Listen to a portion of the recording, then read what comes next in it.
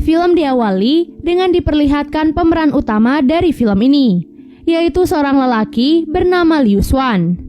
Ia adalah lelaki sukses dengan kekayaan yang berlimpah. Ia membeli sebuah teluk hijau untuk kepentingan reklamasi laut, di mana mereka berencana untuk membersihkan laut dengan menggunakan sonar. Liu Xuan kemudian bekerja sama dengan seorang wanita bernama Rulan.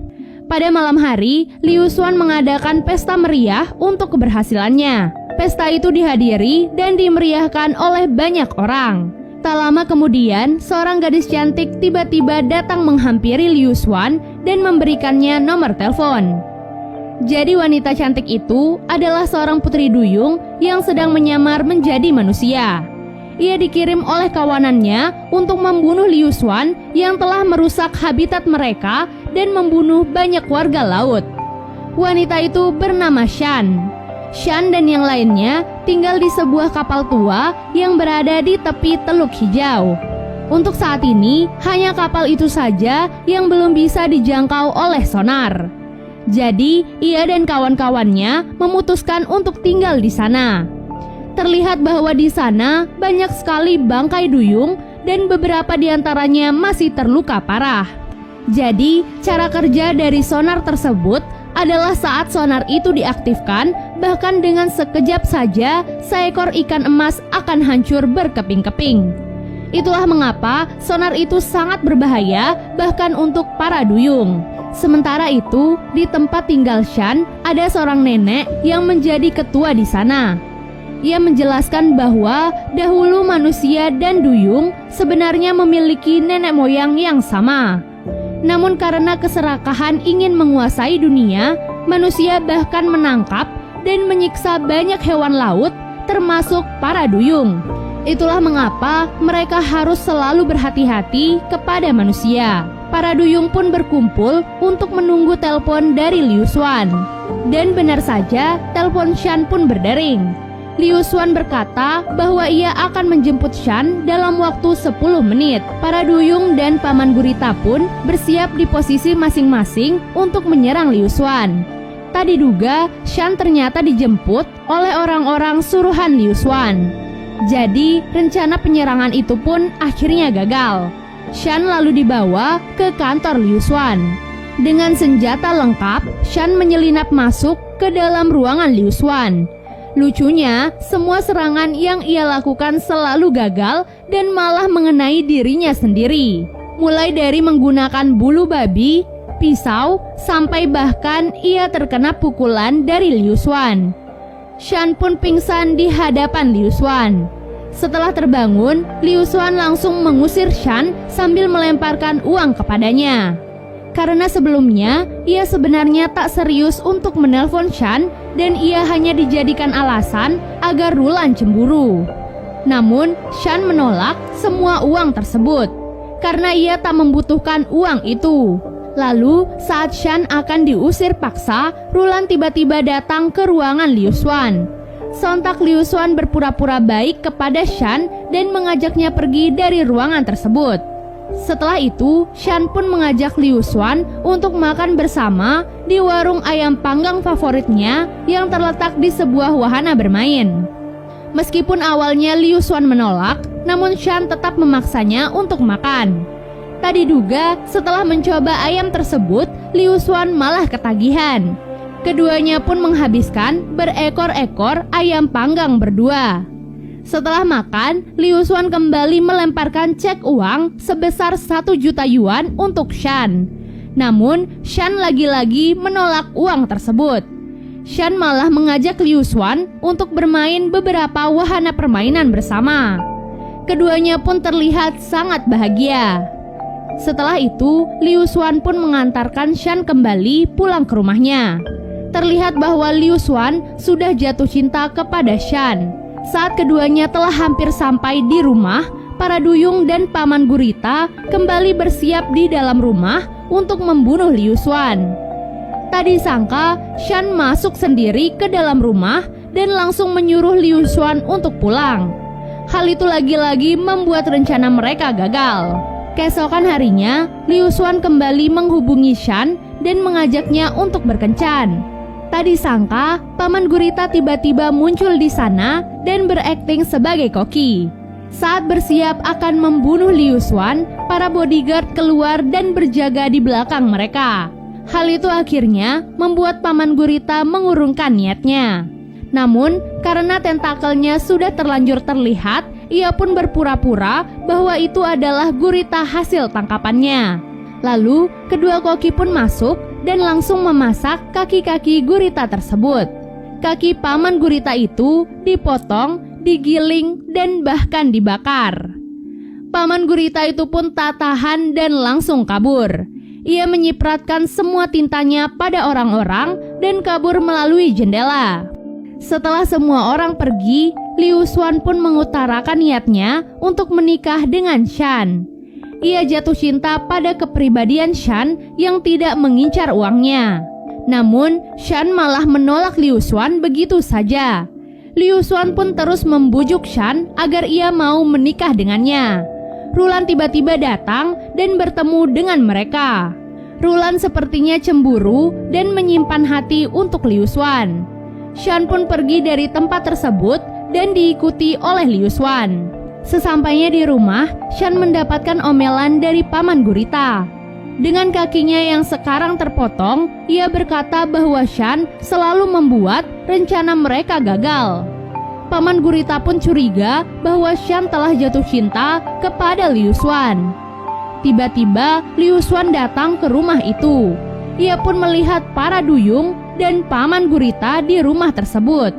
Shan yang panik lantas memukul kepala Liu Xuan dan membuatnya pingsan. Liu Xuan pun terbangun dan berada di markas duyung.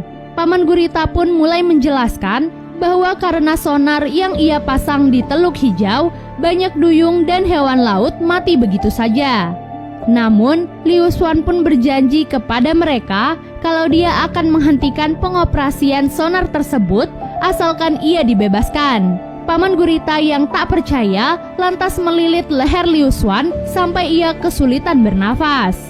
Tak disangka, Shan malah memotong tentakel Paman Gurita dan menyuruh Liu Xuan untuk kabur. Karena hal itu, Shan merasa sangat bersalah pada teman-temannya dan berniat untuk membunuh dirinya. Namun sang nenek langsung menghentikannya. Nenek berkata bahwa di dunia ini masih ada manusia yang baik. Keesokan harinya, Liu Xuan pun pergi ke perusahaan tempat sonar dikembangkan. Ia datang dan berniat untuk menguji coba sonar tersebut. Para petugas pun memperingatnya untuk tak melakukan hal itu. Namun ia tetap memaksa. Setelah masuk ke ruangan, ia pun bersiap untuk melakukan uji coba. Baru sebentar saja diaktifkan, Liu Xuan telah merasa pusing luar biasa. Padahal petugas mengaku belum mengaktifkan sonar itu sepenuhnya. Tanpa basa-basi, Liu Xuan pun mengumumkan pertemuan dengan semua petinggi perusahaan. Di sana, Liu Xuan langsung menurunkan perintah untuk membatalkan proyek sonar di Teluk Hijau. Semua petinggi pun kaget dengan keputusan tiba-tiba yang diambil oleh Liu Xuan. Tiba-tiba, Rulan datang ke ruangan pertemuan itu dan mendukung keputusan Liu Xuan. Ia merasa bahwa Liu Xuan pasti punya alasan kuat untuk melakukan hal tersebut. Dan akhirnya, sonar pun dinonaktifkan. Setelah itu, Liu Xuan pun bercerita tentang Putri Duyung kepada Rulan. Ia menceritakan semua kejadian yang menimpanya, termasuk tentang Shan. Tak disangka, informasi itu sangat menguntungkan untuk Rulan, di mana ia ternyata memimpin sebuah lab yang meneliti langsung tentang Putri Duyung. Dan informasi yang ia dapatkan dari Liu Xuan sangat bermanfaat untuk timnya. Tanpa basa-basi, Rulan dan timnya langsung meluncur ke Teluk Hijau lengkap dengan senjata mereka masing-masing. Terlihat bahwa mereka datang berbondong-bondong untuk menyerbu lokasi tempat tinggal dari para duyung. Di waktu yang sama, Liu Xuan memerintahkan bawahannya untuk mengirim bantuan ke tempat tinggal Shan dan meminjam mobil untuk berangkat ke sana. Sementara itu, tim pun sampai di tempat tinggal Shan. Di sana terlihat sangat sepi dan seperti tak berpenghuni. Ia pun memerintahkan seorang penyelam untuk memeriksa ke dasar laut. Tak diduga, semua duyung ternyata bersembunyi di dasar laut tersebut. Setelah mendapatkan info tentang itu, semuanya pun bersiap dan menembak ke arah dasar laut. Lautan jernih pun berubah menjadi lautan merah penuh darah. Beberapa dari mereka yang keluar pun tak segan-segan dipukuli sampai mati. Terlihat juga Shan yang dikejar dengan beringas. Namun, Shan terus berusaha untuk menghindari setiap tembakan. Paman Gurita pun datang dan menyelamatkan Shan dari kejaran mereka. Paman Gurita kemudian bersiap untuk mengirim Shan pergi dari tempat tersebut. Namun sayang, ia tertangkap oleh jaring dan diserang dengan begitu banyak pedang. Di sana, Shan terluka sangat parah dan bahkan sekarat. Setelah itu, nenek Putri Duyung pun keluar dari persembunyian dan menyerang mereka semua. Dengan ekornya, nenek membuat gelombang yang sangat besar untuk menelan dan menyerang semua manusia yang berada di sana.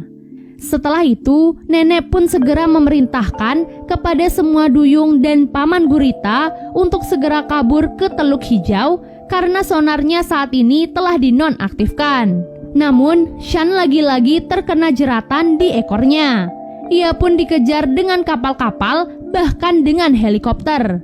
Dari atas helikopter, Rulan menggunakan senjata untuk menembak Shan. Senjata itu menyebabkan ledakan di dalam laut dan membuat Shan terpental keluar laut. Di sana, Shan sudah benar-benar tak sanggup lagi. Para tim pun mendekati tubuh Shan dan bersiap untuk menembaknya. Namun tiba-tiba, Liu Xuan datang tepat waktu dan langsung melindungi Shan. Rulan yang melihat hal itu semakin kesal. Ia pun mengambil senjata sendiri dan menembak Liu Xuan.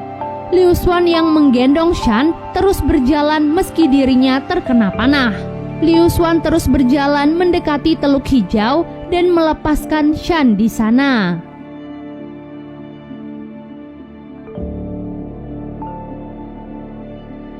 Film diakhiri dengan diperlihatkan keadaan bertahun-tahun setelah peristiwa itu. Liu Xuan terlihat didatangi oleh seorang pemenang beasiswa yang ia adakan. Tak diduga, Liu Xuan telah menyumbangkan separuh kekayaannya untuk menyelamatkan alam. Dan setelah itu, Shan pun keluar dari dapur rumah tersebut. Liu Xuan pun memperkenalkan Shan sebagai istrinya pada pemuda tersebut. Tak diduga, selama ini mereka hidup dengan damai dan bahagia. Mereka bahkan menikmati keindahan bawah laut bersama-sama. Dan film pun selesai.